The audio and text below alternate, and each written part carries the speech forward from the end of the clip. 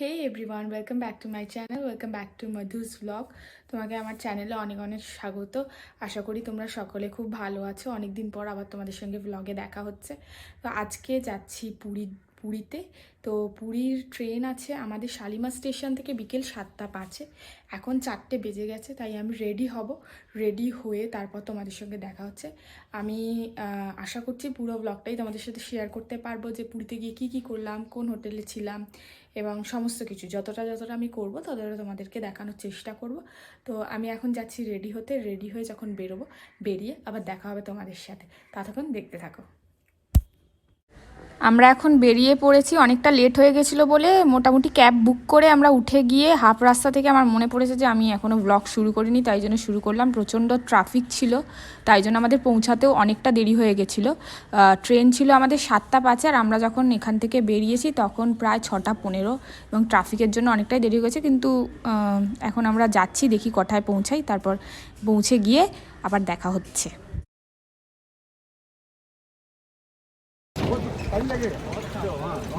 এসে গেছি আমরা স্টেশনে। তাড়াতাড়ি করে যাচ্ছি, ট্রেন দিয়ে দিয়েছে, আমরা অনেক লেট হয়ে গেছি। 7:05 ছাড়বে, ছেড়ে দিয়েছে।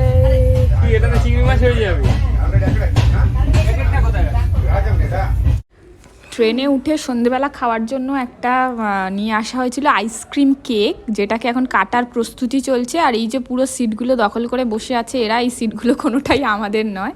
এখানে অন্য লোকের সিট, আমাদের এই এক সাইডে মাত্র 2টো সিট পড়েছে এইখানে। তো যাই হোক, এখানে সবাই মিলে ছড়িয়ে ছিটে ওই কেক খাওয়ার পর এখানে হলো কি ছোলা মটরের কিছু একটা বানিয়ে এনেছিল, যেটাকে খাওয়া দাওয়া হচ্ছে, মানে আমাদের কন্টিনিউ খাওয়া দাওয়া চলছে।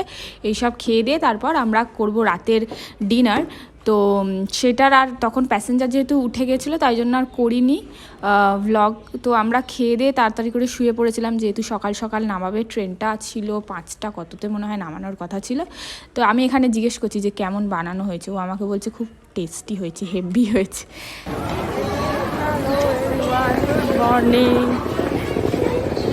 পুরী স্টেশনে।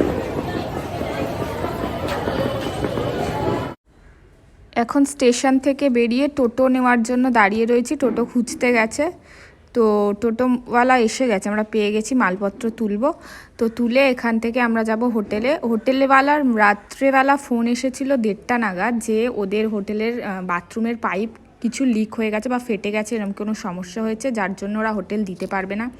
এবং আমরা অত রাতে কোথায় গিয়ে হোটেল খুঁজবো, তাই হোটেলওয়ালা বললো আপনারা আসুন, আমরা কোনো রকম কোনো ব্যবস্থা করে দেবো।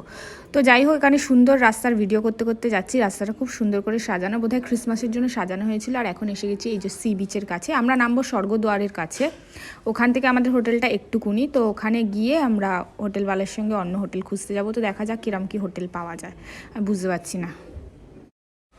তো হাঁটতে হাঁটতে চলে এলাম হোটেলের দিকে, এখন যাচ্ছি খুঁজতে। তো অ্যাজ ইউজুয়াল আমাকে কুকুরে তাড়া করেছিল, যেমন প্রত্যেকবার, একবার কোনোবার ষাঁড় কোনোবার কুকুর, এরকম তাড়া করতেই থাকে।